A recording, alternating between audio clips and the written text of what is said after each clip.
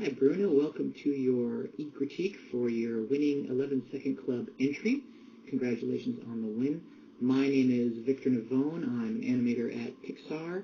I've been there for about 7.5 years. I've worked on every film since Monsters Incorporated. Well, I didn't do much on Ratatouille, only one shot.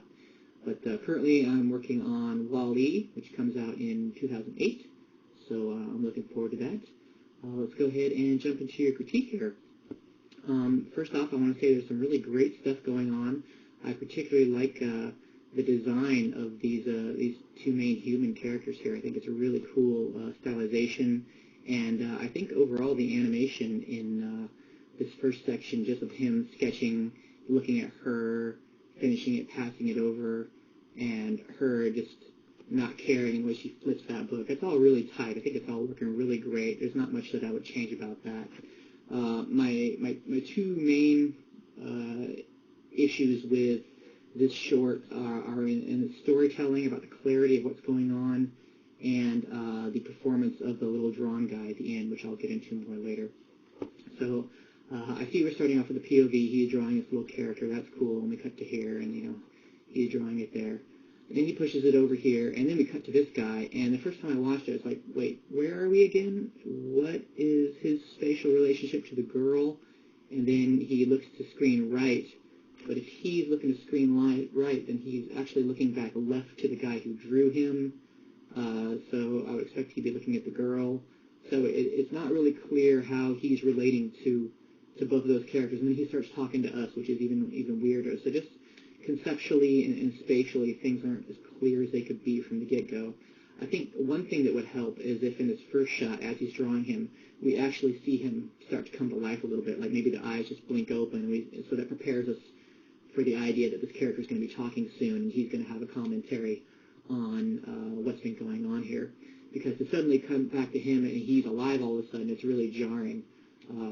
So that threw me off a little bit. And then, I don't know, I'm just wondering if you need maybe one more shot or something in here to indicate who he's looking at, whether it's like an over-the-shoulder of the girl or the guy, or something in there just to indicate where he's looking, because it's a little confusing to me who he's looking at when he looks left here.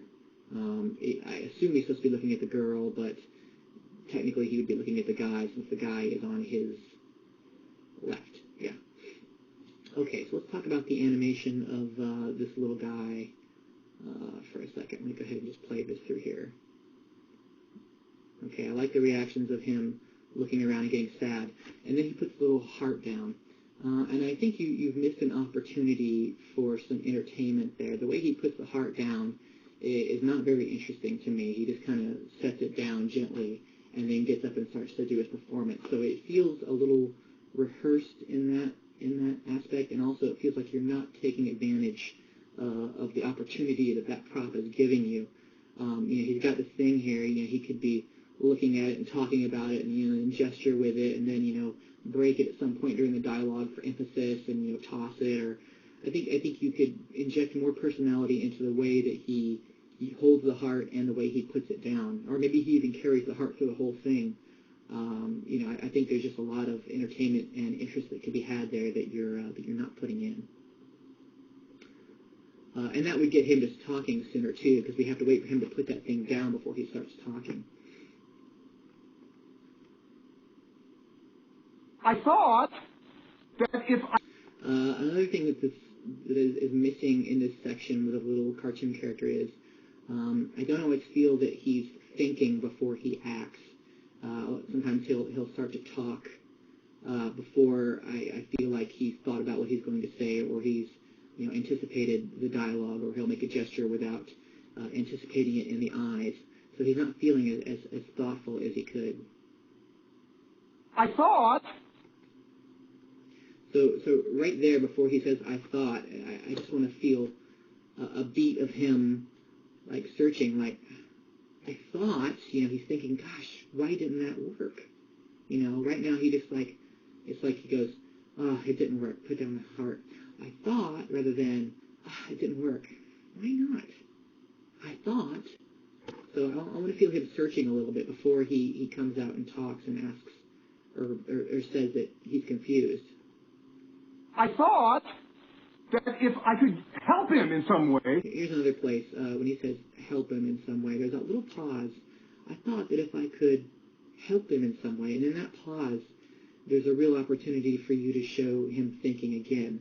Right now, there's no anticipation of that. He just says, I thought if I could help him in some way. You anticipate the gesture a little bit, but not the thinking in the eyes. So I interpret that pause in the dialogue as he's thinking, he's searching for the words that he wants to say. I thought if I could help him. So if you just add a little something in the eyes there, maybe just have them like look to the side, or maybe have the brows come down a little bit to suggest that he's thinking before he goes into helping. I thought that if I could help him in some way. Yeah, because the eyes just stay fixed on the camera right all through here. But for that pause, I think you really need to have him go internal a little bit and look away from the camera. I also think you need maybe another in-between between these two extremes. I think it's a bit too snappy. Maybe just one breakdown in there that's like something like that.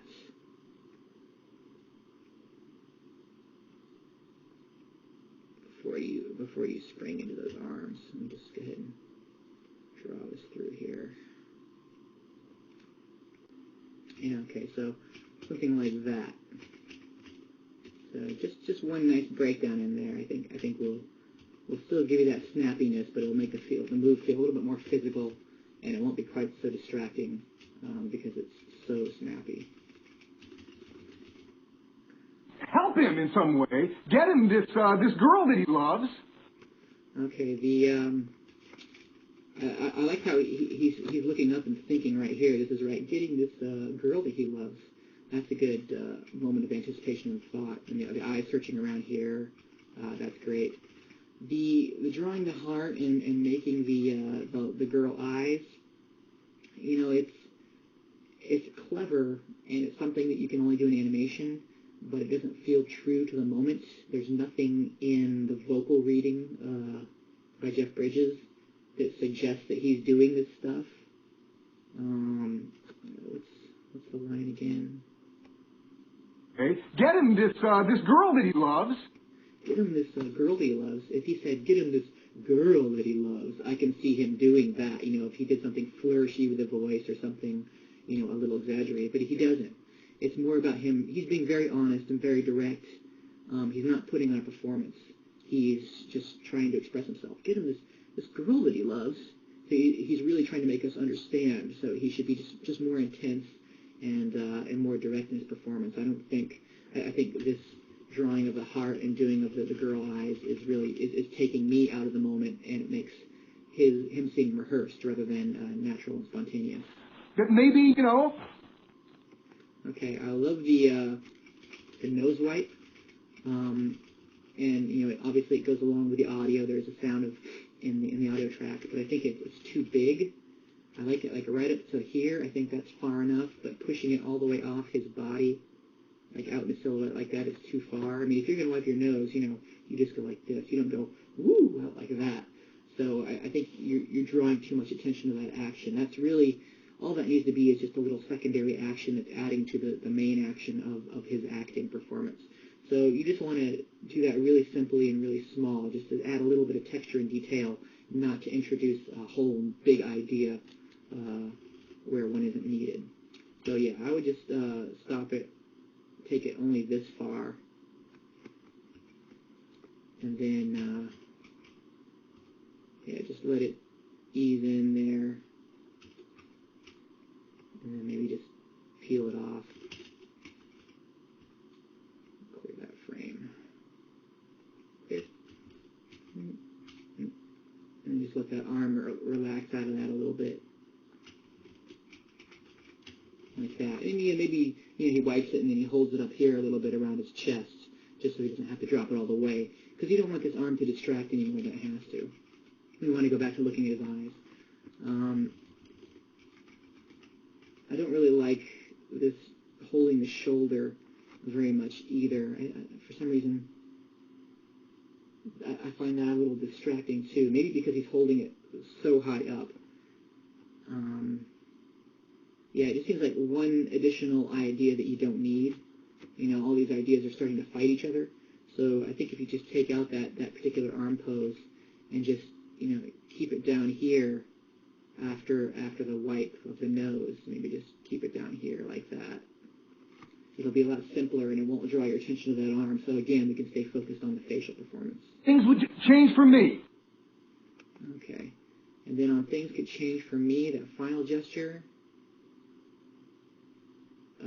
I think it'd be nice if you ended with this arm gesturing back to him because he's talking about himself.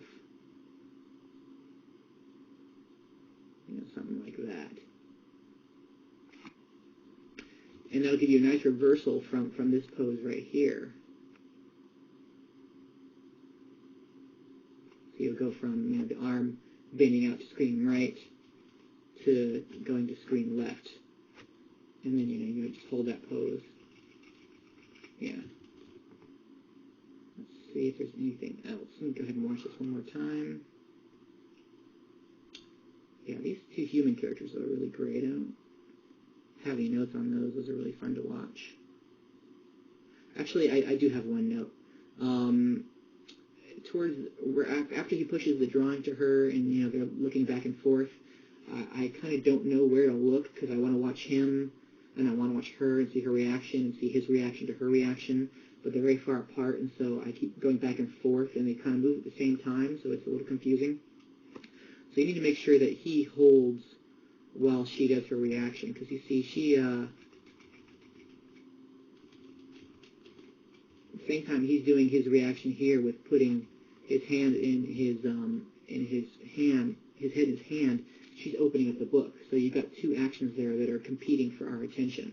So just separate the ideas a little bit. So he pushes it to her, he's watching her, so we're watching her. She looks at him, does the thing with the book, starts reading the book, and then he, you know, pulls up his hand and puts his head in it like that. So just make sure you're separating the ideas so we have a chance to see each one, because we can't be watching both at once. So just give us one idea at a time.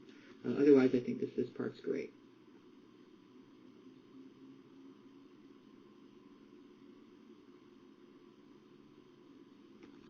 One other thing that might help you here with this guy is have him, at the beginning, instead of just looking in one direction, screen right, have him look back and forth. Like, yeah, oh, they're not getting together. Oh, it didn't work out. So then even if the screen direction isn't clear, if it's not clear where he is spatially in relation to both characters, at least we'll know that he looked back and forth to both of them, so it's not as important which direction the girl is in. I thought that if I could help him in some way, get him this girl that he loves, that maybe, you know, things would change for me. Yeah, those are all the notes I have for now. Again, great work, some really appealing stuff, and it's great to see 2D animation being done. That's always a pleasure, you know. Keep it alive, man. So I hope you've enjoyed this critique and you got some useful notes out of it, and that you'll keep going with this animation. Great stuff. Take it easy, Bruno. Bye.